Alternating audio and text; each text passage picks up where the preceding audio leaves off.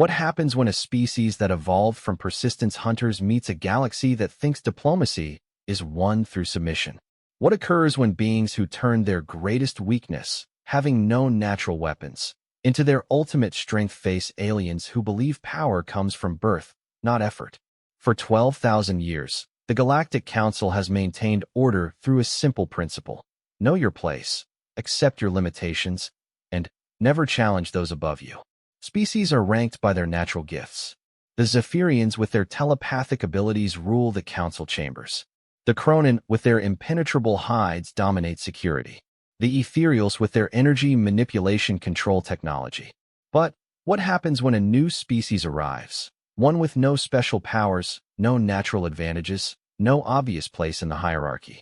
A species so unremarkable that the galaxy's greatest minds dismiss them as just another primitive race. The humans are about to show them exactly what 12,000 years of galactic peace has cost them. The understanding that sometimes the most dangerous thing in the universe isn't the creature born with claws, but the one that learned to make them. Welcome to the era when humanity doesn't just join the Galactic Council, they rewrite its very foundation. Admiral Sarah Chun stood at the observation deck of the Earth vessel Perseverance, watching the massive structure of Galactic Council Station grow larger through the reinforced viewing port. The station looked like a crystal flower blooming in the darkness of space, its 12 petals representing the founding species of the galactic community.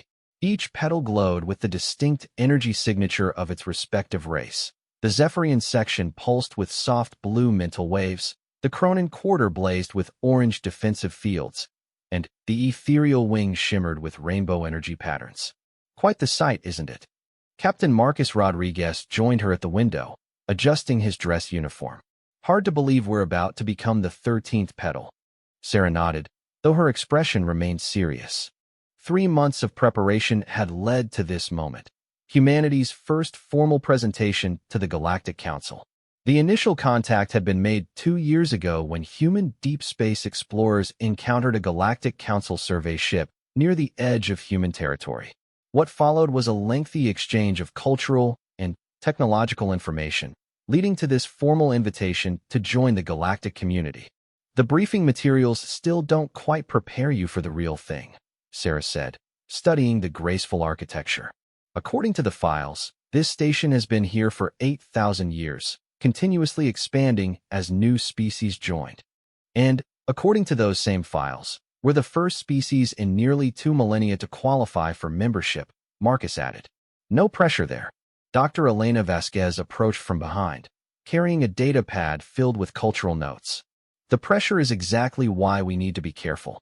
I've been reviewing the integration histories of the last few species to join. The pattern is always the same. New species come in enthusiastic and confident, then quickly learn their place in the established hierarchy.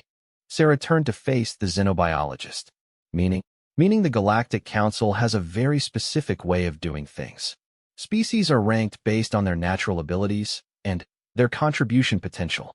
The Zephyrians sit at the top because of their telepathic abilities. They can instantly communicate complex concepts across language barriers. The Cronin are valued for their natural armor and defensive capabilities. The Ethereals manipulate energy at a molecular level. And humans? Marcus asked. Elena consulted her notes. According to their preliminary assessment, we're classified as a general-purpose species. No outstanding natural abilities, no unique technological breakthroughs they haven't seen before, no specialized skills that fill a particular niche. That doesn't sound very flattering, Sarah observed. It gets worse. The term they use in their files is adequate. Elena's voice carried a hint of frustration. We're being invited to join because we meet the minimum technological and social requirements, not because we bring something special to the table. The ship's communication officer, Lieutenant Thompson, approached their group. Admiral, we're receiving docking instructions from Station Control. Bay designation 847C. Sarah raised an eyebrow. 847C? That seems like an awfully high number. Elena consulted her cultural briefing materials. The Bay assignments are based on species ranking. The Zephyrians use Bay 1A. The Cronin use Bay 2A. Lower numbers indicate higher status. So Bay 847, C tells us exactly where they think we belong, Marcus concluded. Near the bottom, Elena confirmed. The only species with higher bay numbers are those classified as observer status or probationary members. As the Perseverance approached the designated docking bay, the crew got their first close look at the other vessels in the station. The Zephyrian ships were elegant, crystalline structures that seemed to bend light around them. The Cronin vessels were massive, heavily armored things that looked like flying fortresses. The ethereal ships appeared to be made of pure energy, shifting and flowing like liquid light. Look at our neighbors, Marcus pointed to the adjacent bays. The ships docked nearby were smaller, less impressive than those in the premium sections. I'm starting to sense a pattern. Don't let it get to you, Sarah warned. We knew coming in that humanity would start at the bottom of the pecking order. The goal is to prove we belong here, not to demand special treatment on our first day. The docking process was surprisingly smooth, though the crew noticed that their bay seemed to be in an older section of the station. The walls showed signs of age, and the technology appeared to be several generations behind what they had seen in the promotional materials about the council chambers. As the airlock sealed and atmosphere equalized, Sarah gathered her core team. Besides Marcus and Elena, she would be accompanied by Dr. James Wright, humanity's foremost expert in interstellar law, and Commander Lisa Park, their military attaché. Each had been selected not just for their expertise, but for their ability to think quickly under pressure. Remember our objectives, Sarah addressed the group as they prepared to disembark. We're here to observe, learn, and establish humanity's place in the galactic community. We're not here to challenge anyone or make waves. We need to understand how this system works before we can effectively operate within it. The station corridor beyond the airlock was bustling with activity. Beings from across the galaxy moved through the space with practiced efficiency. The Zephyrians glided silently, their tall, willowy forms seeming to float just above the floor. The Cronin stomped past in their heavy, natural armor, each footstep echoing through the corridor. The ethereals drifted by like living clouds of colored gas, their forms constantly shifting. And then there were the others, species that Sarah recognized from the briefing materials as lower-ranked members of the council. The Tremari, small and quick, scurried along the edges of the corridors, careful not to interfere with the movement of higher-ranked species. The Bullfin, bulky and slow-moving, kept to designated areas and seemed to wait for permission before changing direction. Fascinating social dynamics, Elena murmured, making notes on her datapad. The physical arrangement of the corridor traffic tells you everything you need to know about the hierarchy. Notice how the Zephyrians move wherever they want, and everyone else adjusts their path accordingly. A Galactic Council aide approached their group. The being was humanoid in shape, but covered in a fine, blue-tinted fur, with 4 arms and large, compound eyes. According to their files, this was a Vexari, one of the middle-ranked species that served primarily in administrative functions. Greetings, human delegation. The Vexari spoke through a universal translator device. I am Administrator Klex 9.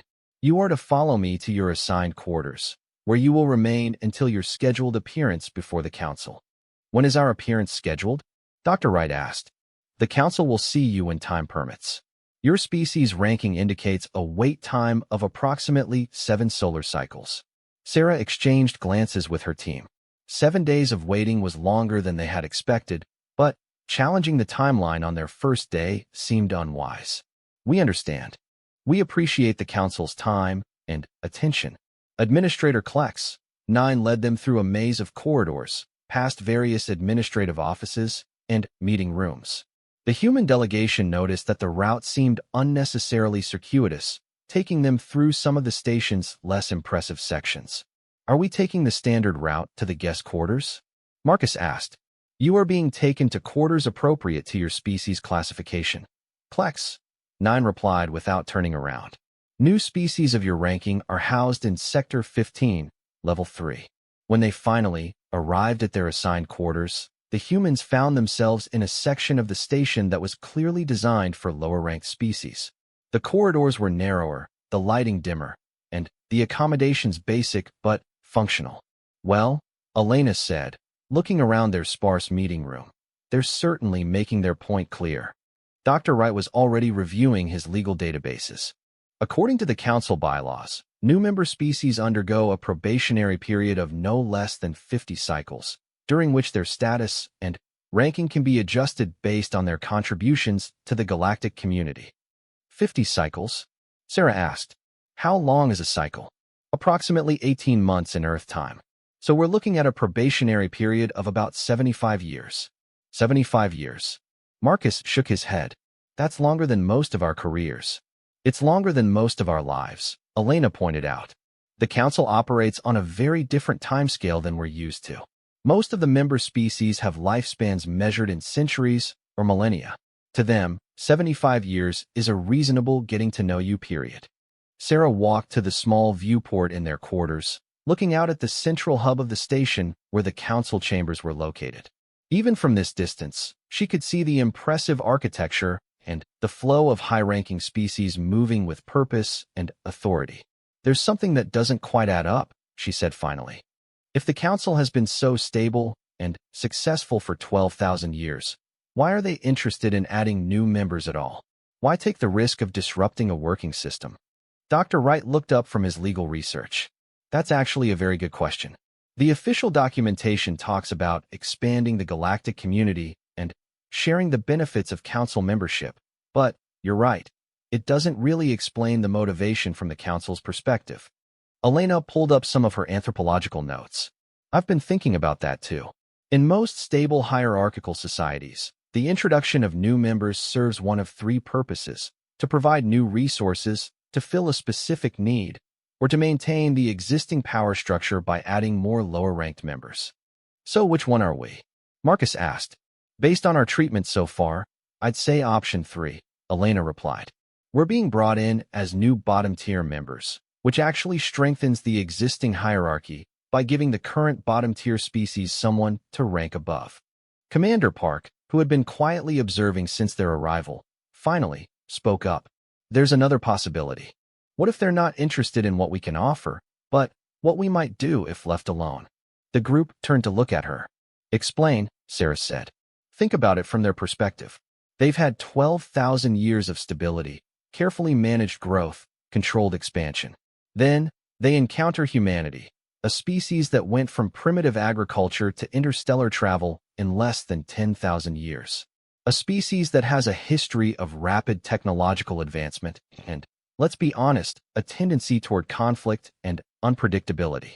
You think they're trying to contain us? Dr. Wright asked. I think they're trying to control us, Park replied. Bring us into the system, assign us a low rank, keep us busy with the long probationary period, and make sure we develop along lines they approve of. Sarah considered this possibility. It made sense from a strategic standpoint. Humanity had advanced remarkably quickly compared to galactic standards. Their space exploration had been driven largely by curiosity and a desire to expand, traits that might seem dangerous to a stable, hierarchical society. If that's true, Sarah said slowly, then the next 75 years are going to be very interesting. A soft chime interrupted their conversation. Administrator Klex9's voice came through the communication system.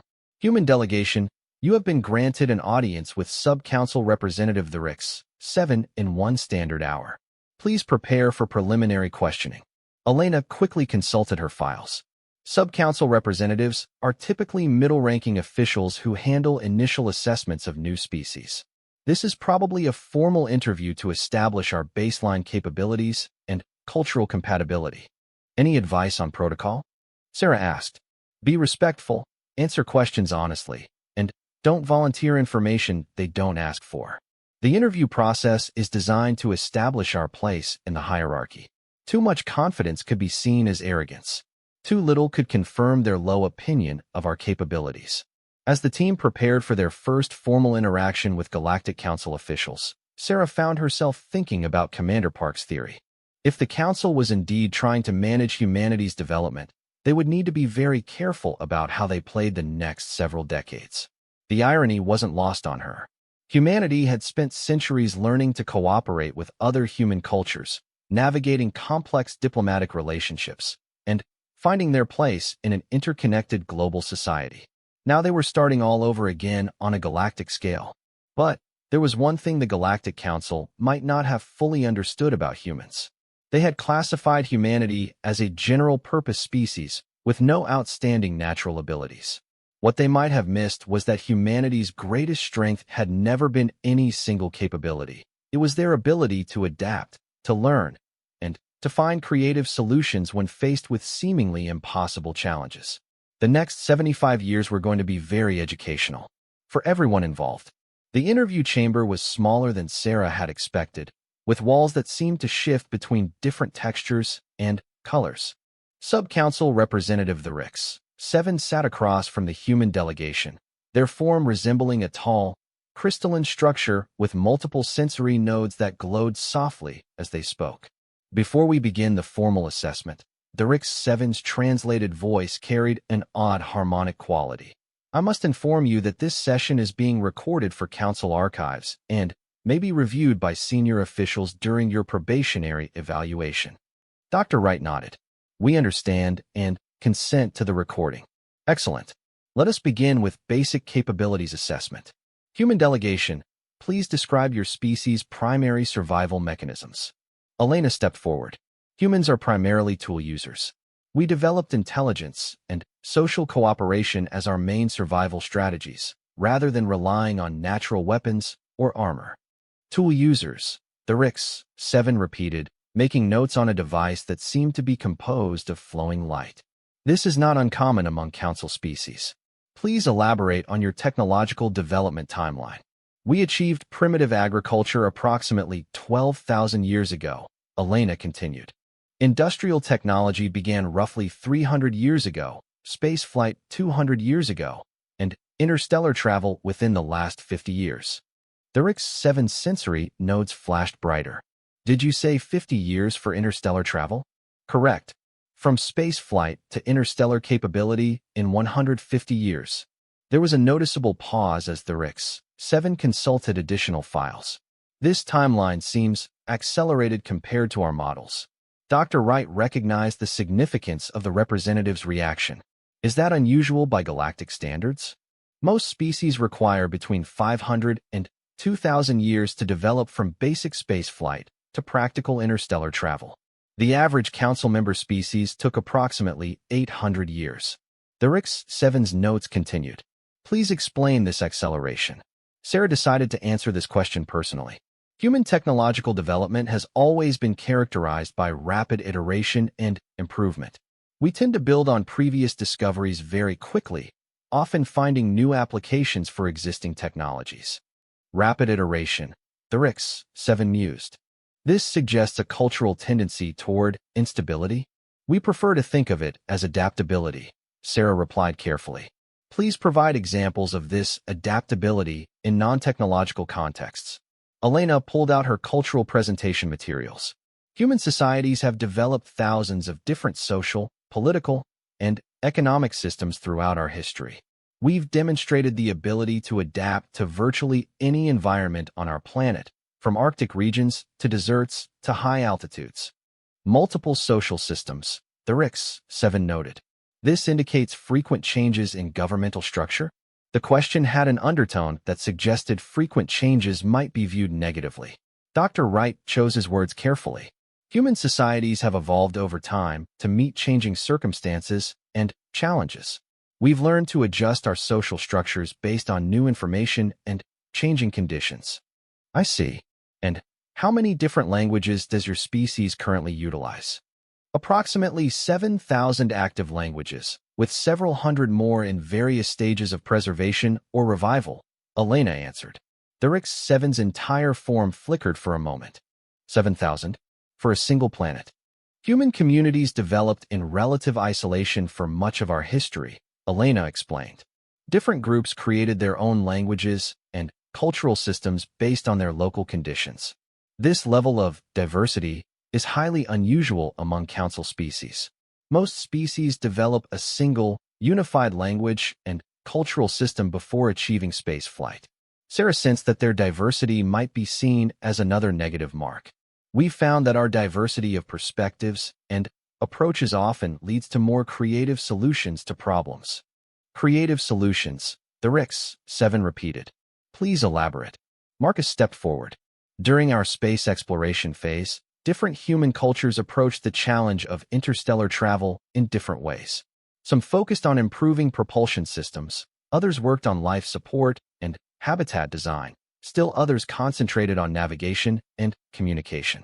When we shared these different approaches, we achieved breakthroughs much faster than any single culture could have managed alone. Fascinating. And this cooperation between different cultural groups, is this natural behavior for your species? Not always, Sarah admitted. Humans have a complex history that includes both cooperation and conflict. But we've learned that cooperation generally produces better outcomes for everyone involved. The HFY made more notes. Please describe your species' approach to conflict resolution. Dr. Wright had prepared for this question extensively. Human conflict resolution has evolved significantly over our history. We've developed systems of law, diplomacy, mediation, and international cooperation. While conflicts still occur, we've created mechanisms to resolve disputes without violence in most cases. We're still working on achieving universal peaceful conflict resolution, Sarah said honestly. It's an ongoing process. An ongoing process, the HFY repeated. For how long has this process been ongoing? Several centuries of active work toward global peace and cooperation, Elena replied. With significant progress in the last few decades. The HFY's sensory nodes dimmed slightly. I see. And what is your species' approach to resource management? This question seemed to come from nowhere, but Elena recognized it as potentially significant. Could you clarify what type of resources you're asking about? Natural resources, energy resources, living space. How does your species manage finite resources? Elena exchanged glances with Sarah. This was clearly a test question. Human resource management has evolved considerably over our history. We've learned to develop renewable energy sources, sustainable agriculture, and efficient recycling systems. We've also learned that cooperation and resource sharing usually benefits everyone involved. And what happens when resources become scarce? Historically, resource scarcity has led to both conflict and innovation, Dr. Wright answered. In recent centuries, we've focused more on innovation and cooperative solutions. Innovation being your preferred response to scarcity? One of our preferred responses, yes. The HFY was quiet for a long moment, reviewing their notes. Please describe your species' governing philosophy. Sarah realized this might be the most important question of the interview. Human societies have experimented with many different governing philosophies. Most of our current major societies are based on some form of representative democracy, where citizens participate in choosing their leaders and influencing policy decisions.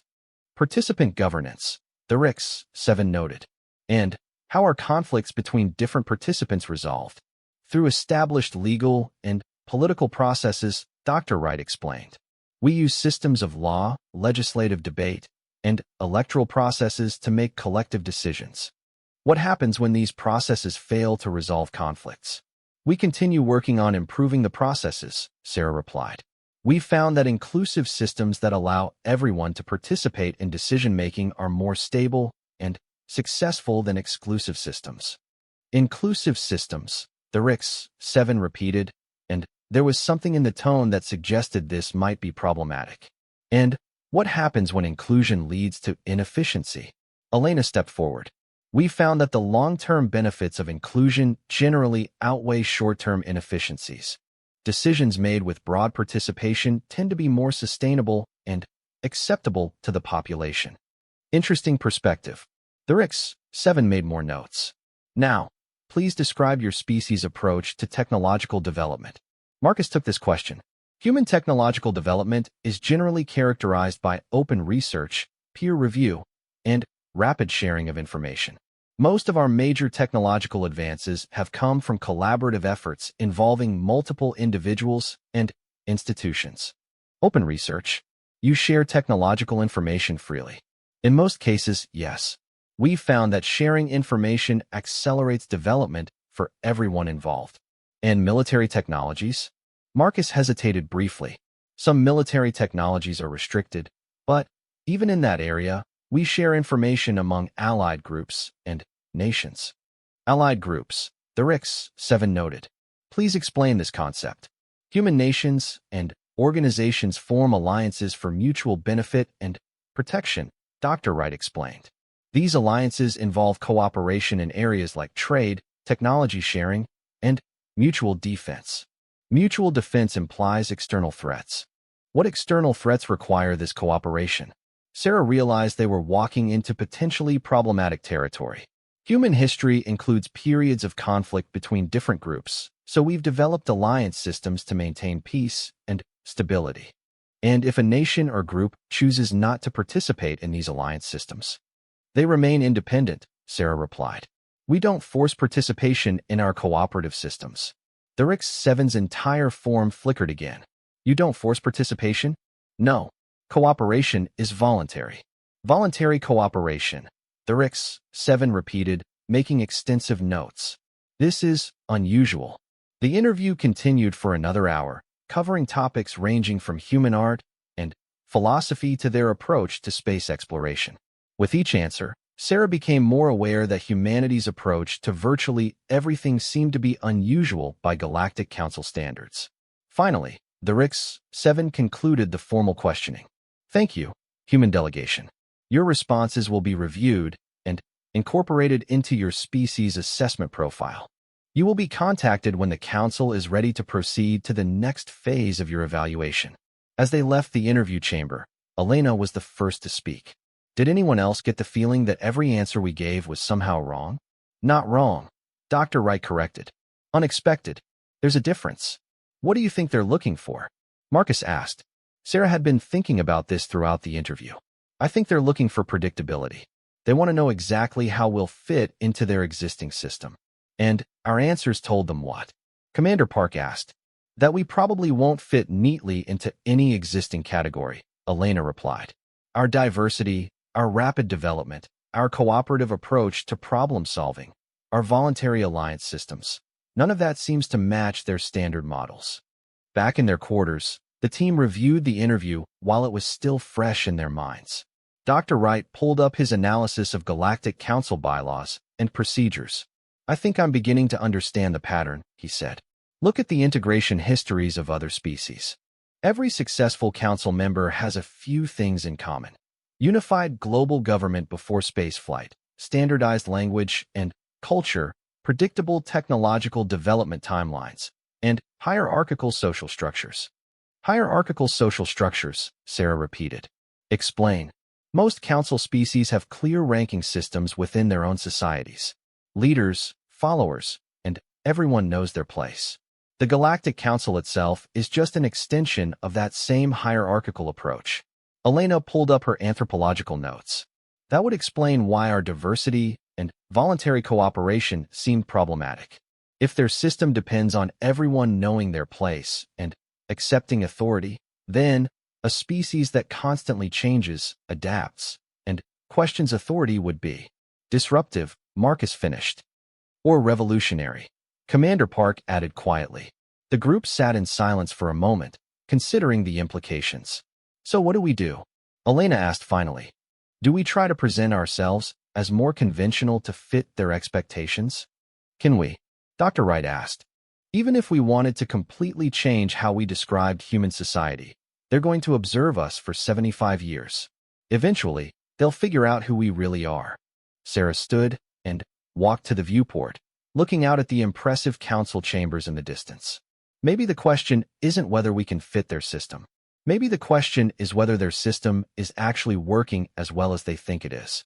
What do you mean? Marcus asked. 12,000 years of stability sounds impressive, Sarah said slowly. But what if it's actually 12,000 years of stagnation? What if their perfect, predictable system has stopped evolving? Commander Park nodded thoughtfully. That would explain why they're interested in new members despite the risks. Maybe they need fresh perspectives more than they want to admit. But if that's true, Elena pointed out, then we're not just here to learn about their system. We're here to change it. Dr. Wright looked up from his legal documents. That could be very dangerous. If we're right about them trying to manage our development, then any attempt to change their system could be seen as a threat. On the other hand, Sarah said, if their system really has become stagnant, then it's probably not as stable as it appears. Change might be exactly what it needs.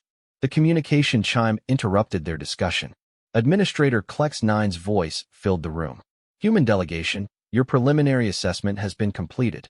You are scheduled for your formal council presentation in 5 solar cycles. Please use the remaining time to prepare your species introduction materials. After the communication ended, the team looked at each other with new understanding. 5 days to decide how we want to introduce humanity to the galaxy, Marcus said. 5 days to decide whether we're going to try to fit in or try to change the game, Elena added. Sarah made her decision. Then, we better start working on the most important presentation in human history. The next 5 days passed in a blur of preparation. Sarah and her team worked around the clock, developing what would become humanity's formal introduction to the Galactic Council. But their approach had evolved significantly from their original plan. We're taking a considerable risk, Dr. Wright said, reviewing their presentation materials for the 100th time. If we're wrong about the Council's need for change, this could backfire spectacularly. Elena was putting the finishing touches on their cultural demonstration materials. But if we're right, and we play it safe with a conventional presentation, we'll spend the next 75 years as just another low-ranked species that eventually gets absorbed into their system.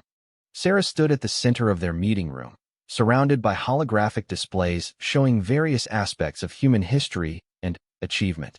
The question is whether we trust our assessment of the situation. Commander Park had been unusually quiet during the preparation process. Admiral, I've been thinking about our military attaché role in this presentation. What about it? Council member species all have clear military capabilities based on their natural abilities.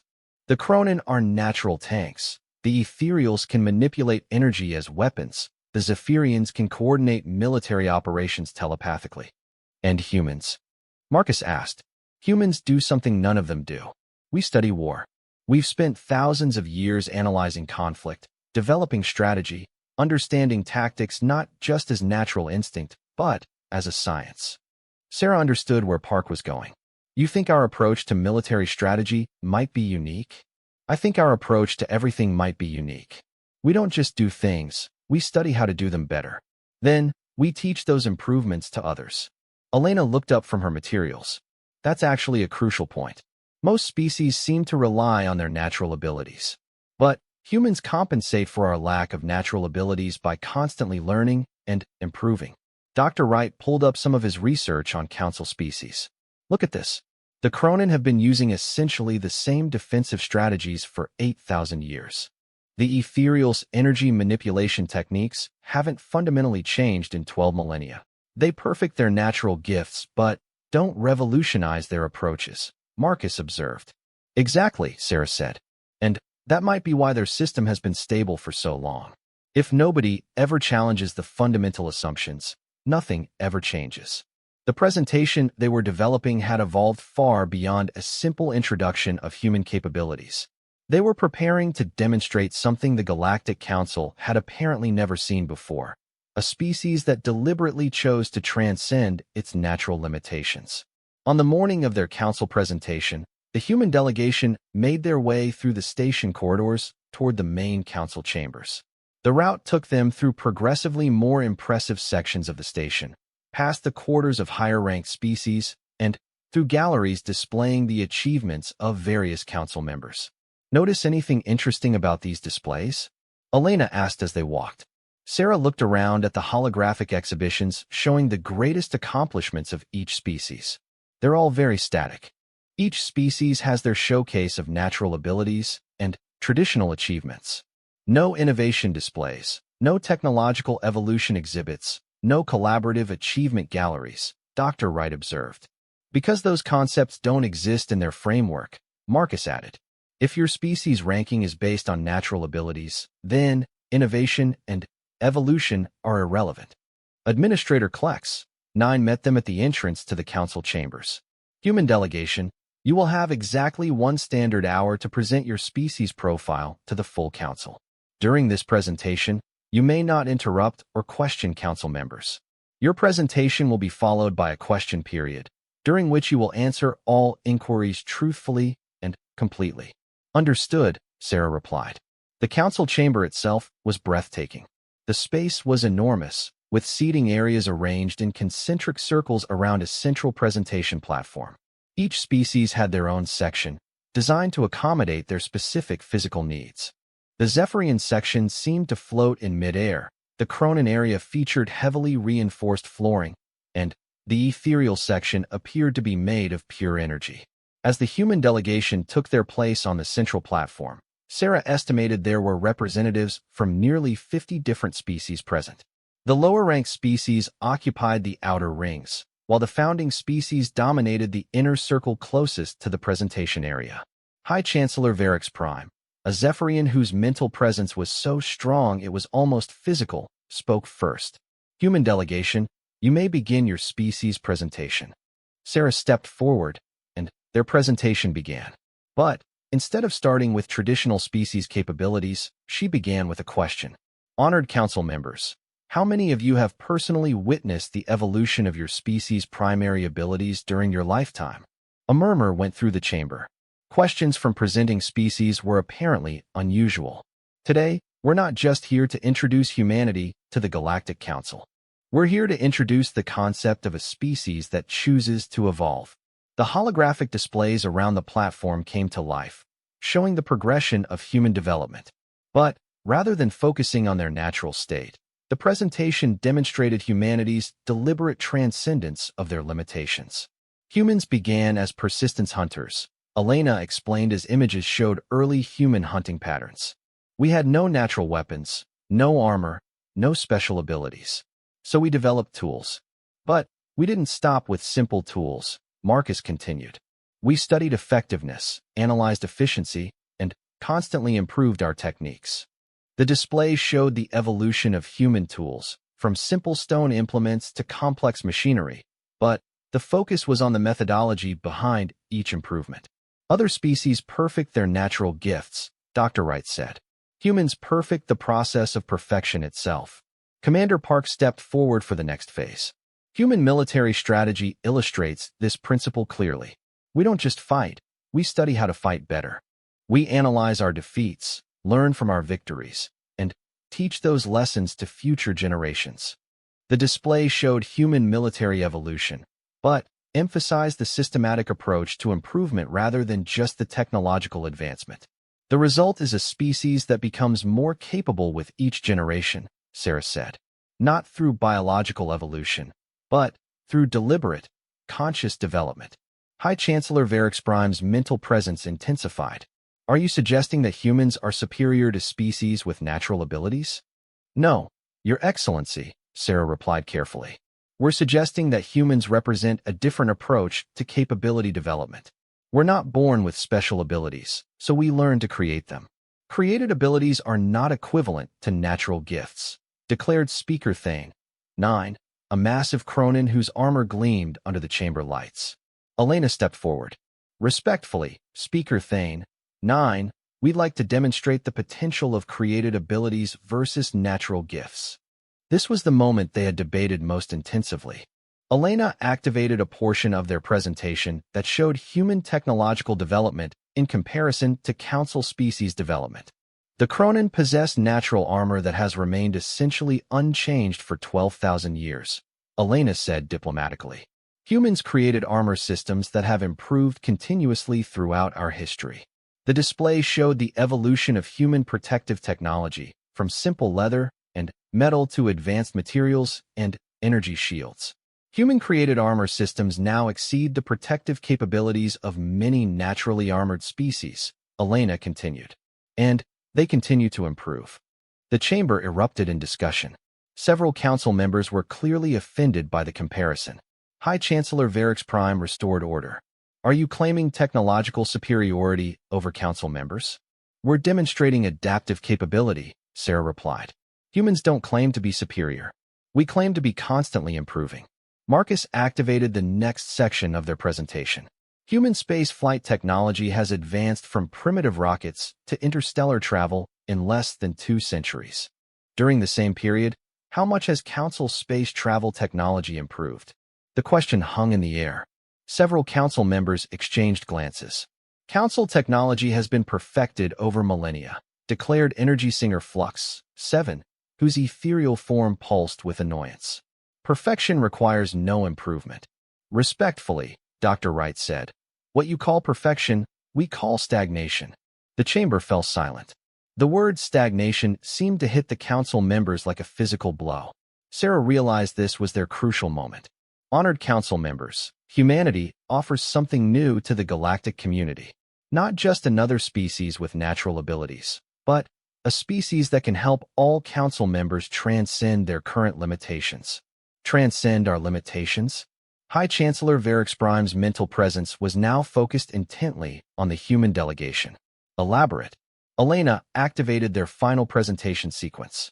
Human cooperative development principles have allowed us to achieve capabilities far beyond what any individual human or even any individual human community could accomplish alone. We can teach these principles to other species. The display showed examples of human international cooperation, technological sharing, and collaborative problem-solving. Imagine Cronin defensive capabilities enhanced with human adaptive engineering. Picture ethereal energy manipulation combined with human systematic improvement methodology. Consider Zephyrian telepathic abilities expanded through human networking and communication techniques. Commander Park concluded their presentation. Humanity doesn't just want to join the Galactic Council. We want to help the Galactic Council become something greater than it has ever been before. The chamber was absolutely silent for a long moment. Then, High Chancellor Varix Prime spoke. Human delegation, what you're proposing is unprecedented. You're suggesting fundamental changes to a system that has maintained galactic stability for 12 millennia. We're suggesting evolution, Sarah replied. The same principle that allowed your species to become successful in the first place. Evolution implies that our current system is insufficient, Speaker Thane, 9 rumbled. Evolution implies that your current system has unlimited potential for growth, Elena corrected gently. Energy Singer Flux, 7 drifted closer to the platform. And if we reject your proposal? If we determine that humanity represents a threat to council stability? Sarah had prepared for this moment. Then, you'll have learned something valuable about the limitations of your current system. And we'll have learned something valuable about the challenges of introducing change to established institutions. You would accept rejection peacefully? High Chancellor Varix Prime asked. We would accept your decision respectfully, Sarah replied. But we would also continue to develop as a species. With or without council membership, humanity will continue to grow, learn, and evolve. The implications of that statement were clear. Humanity would continue to advance whether they were part of the council system or outside it. High Chancellor Varix Prime addressed the chamber. Council members, we will adjourn to consider the human presentation. The delegation will receive our decision within 1 solar cycle. As the council members filed out of the chamber, Administrator Klex, 9 approached the human delegation. You will return to your quarters to await the council's decision. Walking back through the station corridors, Elena was the first to speak. Well, that was either brilliant or catastrophic. Possibly both, Dr. Wright added. Marcus shook his head. Did we just threaten the Galactic Council? We presented them with a choice, Sarah replied. Change and grow, or remain static while humanity develops independently. Commander Park looked thoughtful. The question is whether they see that as an opportunity or a threat. I guess we'll find out tomorrow, Elena said. But, as they walked through the station, none of them noticed the increased security presence in the corridors, or the way other species representatives watched their passage with new expressions of uncertainty and concern. The human presentation had accomplished exactly what they intended. They had introduced the concept of deliberately chosen evolution to a society that had never considered the possibility. The question was whether the Galactic Council would embrace that concept or decide that humanity was too dangerous to be allowed to develop freely. Either way, the next 24 hours would determine not just humanity's place in the galactic community, but the future direction of galactic civilization itself. The waiting period stretched longer than the promised 1 solar cycle. Sarah and her team found themselves confined to their quarters while the Galactic Council deliberated. On the second day, Administrator Klex, 9 informed them that the Council had extended their discussion period indefinitely. This is either a very good sign or a very bad sign, Elena said, pacing their small meeting room. Extended deliberation suggests we've given them something significant to think about. Dr. Wright was monitoring council communication channels, looking for any hints about the nature of their discussions. I'm picking up references to something called an emergency session and multiple mentions of unprecedented circumstances. Unprecedented could mean they're considering accepting our proposal, Marcus suggested. Or it could mean they're debating whether we represent an existential threat. Commander Park had been unusually quiet since their presentation. Admiral, I've been thinking about the security implications of our situation. Elaborate. We've essentially told the galaxy's dominant power structure that their system is stagnant and that we represent a path to fundamental change. That makes us either extremely valuable or extremely dangerous. And the difference is whether they believe they can control our development or not. Sarah understood the implication. If they decide we're too dangerous to control, what are our options? Park consulted her tactical assessments. Limited. The Perseverance is a diplomatic vessel, not a warship. We're surrounded by the most advanced military forces in the galaxy. If they decide we're a threat, we're not leaving this station through conventional means. Elena stopped pacing. Maybe that's the wrong way to think about this. We're not here as conquerors or rebels. We're here as teachers and students. Teachers of what? Marcus asked. Of the most dangerous idea in the galaxy, apparently. The idea that things can change. On the third day, their isolation was broken by an unexpected visitor. Administrator Klex, 9 announced that they would receive a courtesy visit from Representative Mira, 3, a member of the Tremari delegation. The Tremari representative was small, quick-moving, with large, intelligent eyes and delicate hands perfectly designed for precision work. According to the cultural files, the Tremari were ranked relatively low in the council hierarchy, valued primarily for their technical maintenance capabilities. Human delegation, Mira, 3 spoke in rapid, excited tones. I request permission for unofficial conversation. Sarah glanced at her team. Unofficial conversations weren't explicitly forbidden, but they were operating in uncharted territory. Permission granted, Representative Mira, 3. Excellent. I must tell you, your presentation has caused quite the disruption among lower-ranked species. We've been discussing your ideas extensively. What kind of discussions? Elena asked. About improvement. About learning. About the possibility that our current capabilities are not our final capabilities. Mira 3's enthusiasm was infectious. For 12,000 years, we've accepted that the Tremari are maintenance specialists. Good at fixing things, not good at designing new things. And now, Dr. Wright prompted. Now we're wondering why we accepted that limitation. Your species went from primitive tools to interstellar travel through learning and improvement. Why couldn't the Tremari do something similar? Sarah realized they were seeing the first practical effect of their presentation. What are the other lower-ranked species saying? Similar questions. The Bolfin are wondering why they accepted being restricted to cargo transport. The Yexari are questioning why they remained in administrative roles. The Nexus dwellers are asking why they stayed in environmental maintenance. Commander Park leaned forward. And how are the higher-ranked species responding to these questions? Mira 3's enthusiasm dimmed slightly. Not well. The established hierarchy depends on everyone accepting their assigned roles. Questions about improvement and change are being called destabilizing influences. Elena exchanged glances with Sarah. Are you in trouble for visiting us? Probably, Mira 3 admitted. But the ideas you've introduced are more important than my personal safety. For the first time in millennia, lower-ranked species are imagining possibilities beyond our current status. That's revolutionary thinking, Marcus observed. Exactly. And that's why some council members are terrified. Revolution means change, and change means uncertainty. Dr. Wright pulled up his legal files. Representative Mira, 3. In your opinion, what are the likely outcomes of the council's deliberation?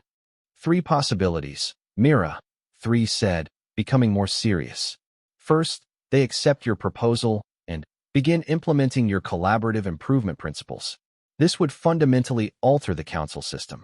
Second possibility, they reject your proposal but allow you to become a standard lower-ranked member species, hoping to contain your influence through traditional hierarchy management.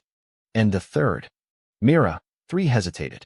They determine that your ideas are too dangerous to allow to spread, and take measures to prevent your return to Earth or further contact with other species. Sarah felt a chill. What kind of measures? The Council has precedents for dealing with species they consider threats to galactic stability. Mira, 3 said quietly. Isolation protocols, communication blocking, technological containment. They can do that? Elena asked. The Council's authority in matters of galactic security is nearly absolute, Mira, 3 explained. If they declare humanity a destabilizing influence, they have extensive powers to limit your species' development. Commander Park's tactical training kicked in. How extensive? Complete isolation from galactic civilization. Monitoring of your stellar system. Intervention if you develop technologies they consider threatening. The implications were staggering. Humanity could find itself permanently cut off from the rest of the galaxy, their development monitored and controlled by a civilization they had barely begun to understand. Is there a fourth option? Sarah asked. Mira, 3 looked puzzled. Such as, what if we refuse to accept any of those 3 choices? I don't understand. Elena stepped forward. What if humanity decides not to cooperate with whatever the Council decides? Mira, 3's eyes widened. You would resist Council authority? We would exercise our right to self-determination, Sarah said carefully. Humanity didn't ask to be invited into the Council system. We were contacted and invited to join. If membership comes with unacceptable conditions, we have the right to decline. But the Council's security authority extends beyond membership, Mira, 3 pointed out. They claim the right to manage any species that could affect galactic stability. Dr. Wright was taking notes rapidly. Based on what legal foundation? The Galactic Stability Accords, established 8,000 years ago after the last major interspecies conflict. And what constitutes a threat to galactic stability? The introduction of technologies, ideas, or social systems that could disrupt the established order. Marcus shook his head. In other words, anything new. Essentially, yes. Sarah walked to the viewport, looking out at the bustling activity of the Council station. Thousands of beings from dozens of species moved through the corridors, all following established patterns, all accepting their assigned roles in the galactic hierarchy.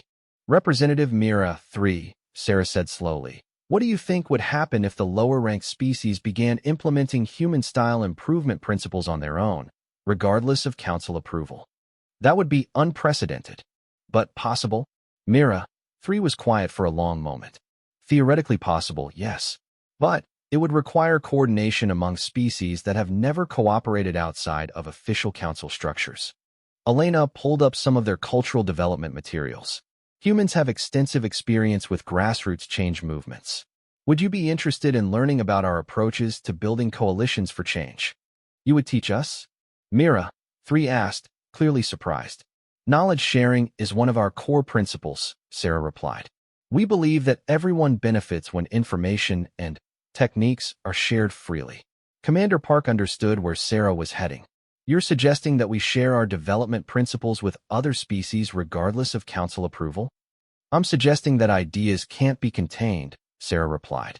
Once we've introduced the concept of chosen evolution, other species will either pursue it or they won't.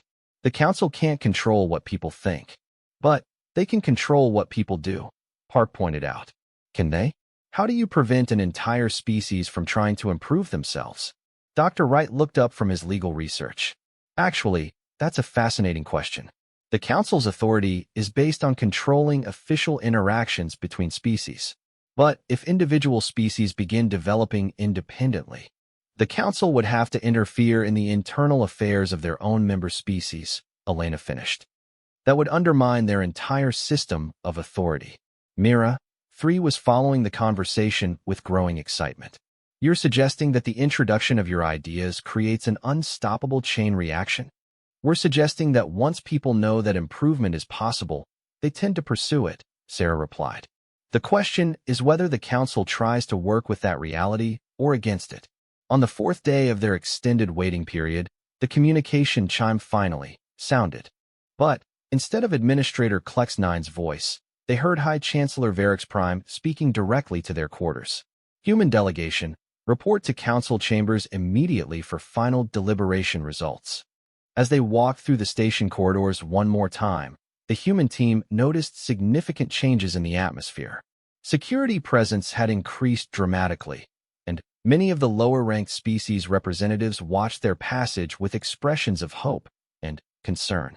Whatever they've decided, Elena said quietly, word has already spread throughout the station. Look at the lower-ranked species sections, Marcus pointed out. More activity than we've seen since we arrived. And look at the higher-ranked sections, Park added. Increased security, more formal positioning. They're preparing for something, Sarah observed. The council chamber had been reconfigured since their presentation. Additional security stations were visible around the perimeter, and the seating arrangement had been modified to create clearer separation between different ranking groups. High Chancellor Varix Prime addressed the human delegation as they took their position on the central platform. Human delegation, the Galactic Council has reached a decision regarding your species proposal and membership application. Sarah stepped forward. We're prepared to hear your decision, High Chancellor. The Council has determined that humanity represents both an unprecedented opportunity and an unprecedented risk to galactic civilization. Sarah waited for the rest. Therefore, the Council offers humanity a choice between three options. Elena and Marcus exchanged glances. Three options instead of a simple acceptance or rejection meant the Council itself was divided. Option 1. Humanity accepts standard membership with a modified probationary period of 200 cycles, during which your development will be carefully monitored and guided to ensure compatibility with existing council structures.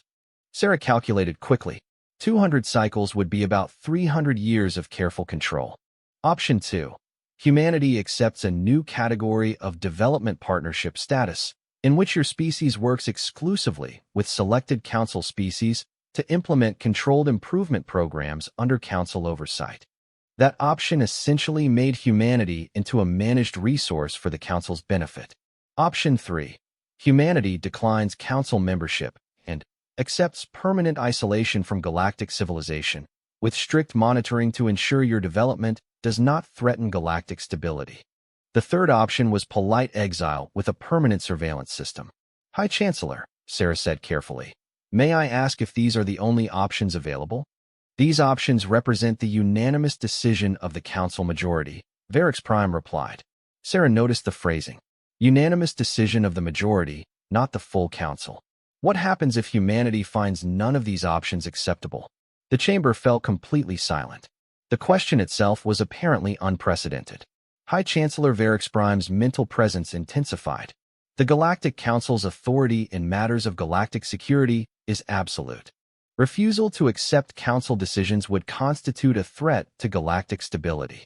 Sarah looked around the chamber, noting the positions of security forces and the expressions of various species representatives. The lower-ranked species watched with obvious tension, while the higher-ranked species displayed varying degrees of concern and hostility. High Chancellor, humanity needs time to consider these options and their implications. How much time? Sarah made her decision. 1 standard hour. Very well. The Council will reconvene in 1 hour for humanity's final decision. As the chamber emptied, Sarah's team found themselves alone on the platform, surrounded by the most powerful civilization in the galaxy, facing a choice that would determine not just humanity's future, but potentially the future of galactic civilization itself. Well, Elena said quietly, I don't think any of our preparation covered this scenario. No, Sarah replied, but I think it covered the principles we need to make this decision. The question was whether humanity would accept managed development, controlled isolation, or choose a fourth option that no one had yet considered possible. During their hour of deliberation, Sarah and her team found themselves alone on the council platform, but they weren't truly alone. Representatives from several lower-ranked species had quietly remained in the chamber, ostensibly for other business, but clearly waiting to hear humanity's decision. This is about more than just us now, Elena observed, noting the watching representatives. Whatever we decide affects everyone who heard our presentation. Dr. Wright was rapidly reviewing the legal implications of each option. Option 1 essentially puts humanity under guardianship for 3 centuries. Option 2 makes us a controlled resource. Option 3 is exile with surveillance. none of which acknowledges humanity's right to self-determination, Marcus pointed out. Commander Park had been studying the security arrangements around the chamber. Admiral, I need to point out that these options assume we have no alternatives. Meaning the Council is operating under the assumption that they have absolute authority over any species they encounter. But that assumption has never been tested by a species that refuses to accept their authority. Sarah understood the implication. You're suggesting that we reject all three options.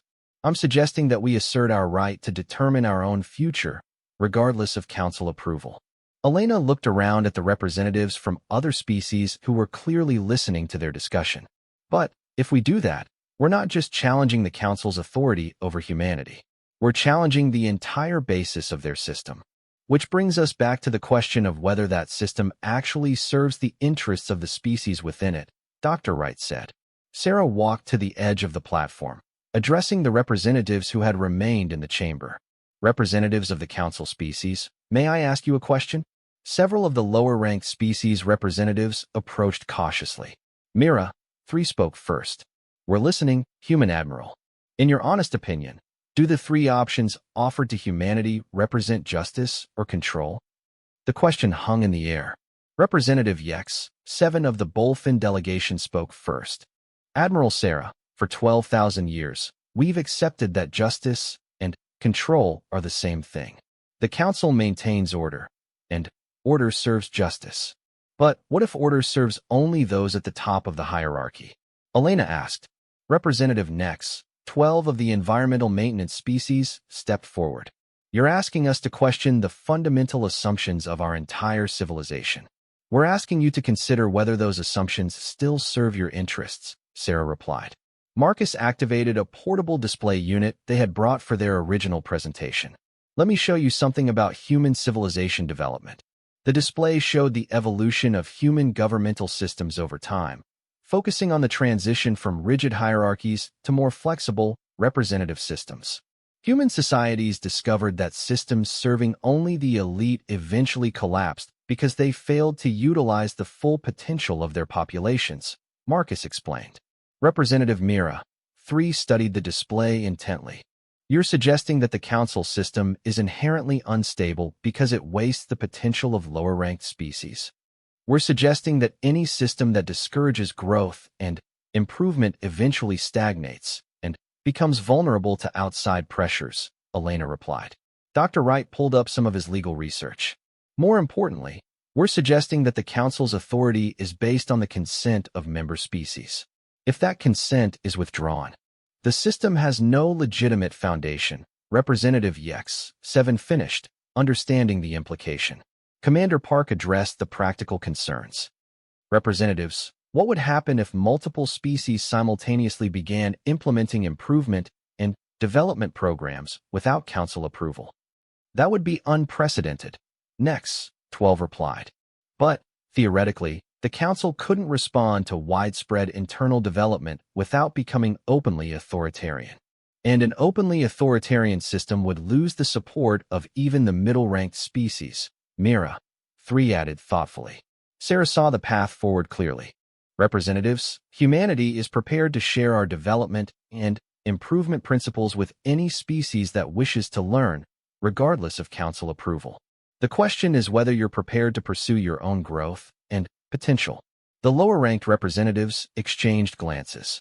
Finally, Mira, 3 spoke for the group. Admiral Sarah, what you're proposing is revolution. We're proposing evolution, Sarah corrected. The same process that allowed every species in this chamber to develop intelligence and civilization in the first place. But this would change everything, Yex, 7 said. Yes, Elena agreed. It would change everything. The question is whether you want to be part of that change or remain as you are. Representative Zin, 5 from a species Sarah didn't immediately recognize, spoke for the first time. Human delegation, if we chose to pursue development independently, would you support us even if it meant conflict with the Council? Sarah looked around at her team, then back at the assembled representatives. Humanity believes in the right of all intelligent species to determine their own future. We will share our knowledge freely and support anyone who chooses to grow and improve themselves. Even if the council declares such actions illegal? Especially then, Sarah replied. The right to self-improvement is more fundamental than any governmental authority. A soft chime indicated that their deliberation hour was nearly complete. High Chancellor Varix Prime's mental presence announced that the council was reconvening. As the council members filed back into the chamber, Sarah noticed several interesting developments. The lower-ranked species had quietly organized themselves into a more unified group. Several middle-ranked species representatives were engaged in intense discussions. Even some of the higher-ranked species showed signs of internal debate. Human delegation. High Chancellor Varix Prime addressed them as the chamber settled. Have you reached a decision regarding the council's options? Sarah stepped forward, feeling the weight of the moment. Not just for humanity, but for every species in the chamber that had begun to question their place in the galactic hierarchy. High Chancellor, esteemed council members, humanity appreciates the time and consideration you've given to our membership application. She paused, looking around the chamber at the representatives from dozens of species, each wondering how this moment would affect their future. However, humanity cannot accept any of the three options presented. The chamber erupted. Security forces moved to ready positions. Several council members began speaking simultaneously. High Chancellor Varix Prime's mental presence surged to restore order. Explain your position, Varix Prime demanded. Humanity asserts our fundamental right to self-determination. Sarah continued calmly. We will determine our own development path, share our knowledge freely with any species that wishes to learn, and support the right of all intelligent beings to pursue their own growth and improvement. This is rebellion against lawful galactic authority. Speaker Thane, 9 rumbled. This is the assertion of natural rights that supersede governmental authority, Dr. Wright replied, stepping forward. No government has the legitimate power to prevent a species from improving itself. Energy Singer Flux, 7 drifted closer to the platform. You would destabilize 12,000 years of galactic peace for your revolutionary concepts.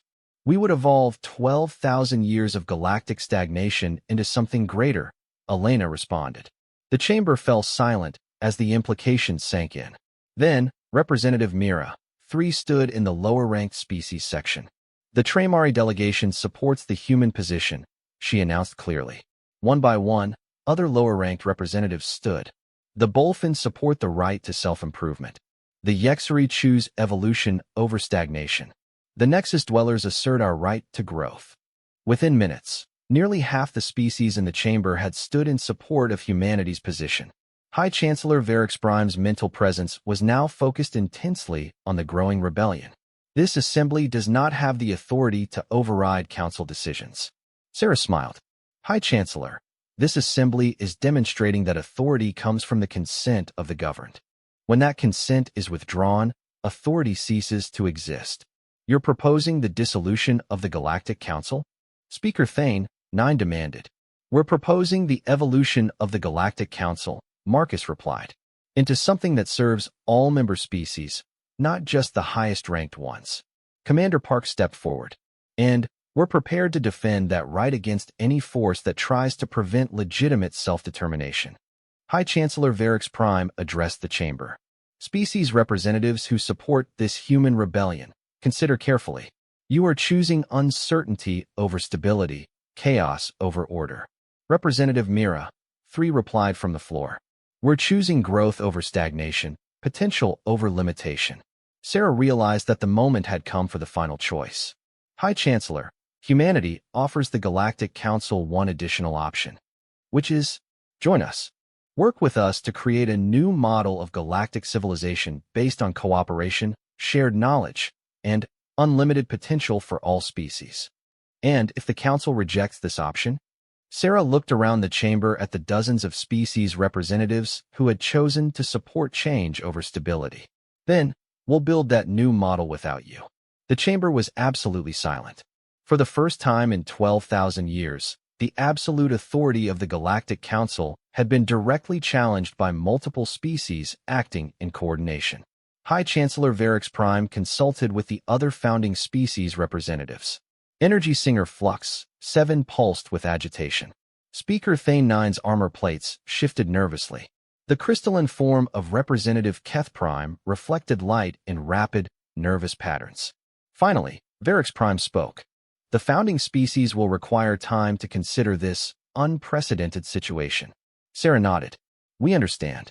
But, while you deliberate, the species that have chosen evolution will begin implementing improvement and development programs immediately.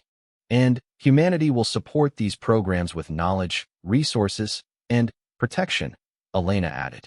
Commander Park's meaning was clear. Humanity would not allow the Council to retaliate against species that chose self-determination. As the session ended and beings began filing out of the chamber, Representative Mira, 3 approached the human delegation. Admiral Sarah, what happens now? Sarah looked around at the dozens of species representatives who had chosen change over stability. Now we get to work. We have a new model of galactic civilization to build. And if the founding species choose to oppose us? Sarah smiled.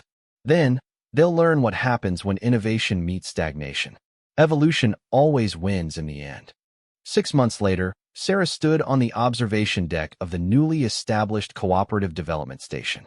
The structure was smaller than the original Council station, but it buzzed with activity as representatives from 43 species worked together on improvement projects, technology-sharing programs, and collaborative development initiatives. The Tremari had revolutionized their technical capabilities by applying human systematic improvement principles. The Bolfin had expanded beyond cargo transport into engineering and design. The Yexari had evolved from administrators into strategic planners and coordinators. And the original Galactic Council? They were still deliberating. But more and more species were leaving the old system to join the new one, drawn by the promise of unlimited potential rather than assigned limitations. Marcus joined Sarah at the observation port. Any regrets about turning down their membership offer? Sarah watched a group of Tremari and human engineers working together on a revolutionary new propulsion system that neither species could have developed alone. Only one, she said. That it took us so long to realize that the era of Earth hadn't arrived when we joined the galactic community. When did it arrive? When we taught the galaxy that the only limits on what any species can achieve are the limits they accept. Elena's voice came over the communication system. Admiral Chun to the Development Center. The Cronin delegation has just requested information about our improvement methodologies. Sarah smiled. Even the founding species were beginning to ask questions about evolution versus stagnation. Coming, she replied. Then, to Marcus. I think the era of Earth is just beginning.